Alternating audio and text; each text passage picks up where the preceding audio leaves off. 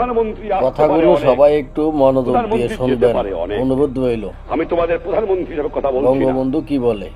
আমি তোমাদের জাতির পিতা হিসেবে আদেশ দিচ্ছি, কারণ জাতির পিতা একবারই হয়, দুবার হয় না। প্রধানমন্ত্রী অনেক হবে, অনেক আসবে, প্রেসিডেন্ট অনেক হবে, অনেক আসবে, সেই হিসাবে তোমাদের আমি ভালোবাসি, তোমরা জানো।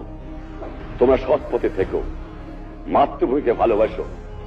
মনে রেখো, তোমাদের মধ্যে যেন পাকিস্তানের মেন্টালিটি না আসে। তোমরা পাকিস্তানের সৈনিক নও, তোমরা বাংলাদেশের সৈনিক। তোমরা হবে আমার পিপুলস আর্মি। তোমরা পেশাদার বাহিনী নয়, তোমরা শুধু সামরিক বাহিনী নও।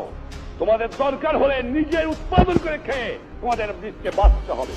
এটা হবে আমার জনগণের বাহিনী, এটা হবে পিপুলস আর্মি, এটা পাকিস্তানের পেশাদারি আর্মি হবে না। এইদিকে তোমাদের খেয়াল রাখা দরকার। আর যেখানে অন্যায় অবিচার দেখবা, চরম আঘাত করবা, ন্যায়ের পক্ষে দাঁড়াবা, গুরুজনকে মেনো, সৎ পথে থেকো, শৃঙ্খলা রেখো, তাহলে জীবনে মানুষ হতে পারবা। এখন তোমাদের ভুললে চলবে না।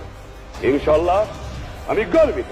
আমি যেমন আমার সামরিক বাহিনীকে স্মাগলিং বন্ধ করার হুকুম দিলাম, আমি নিশ্চয়ই আজ গর্ব করে বলতে পারি 25 বছরে স্মাগলিং বন্ধ করতে পারে নাই, কিন্তু ইনশাল্লাহ এবার 95% স্মাগলিং আমার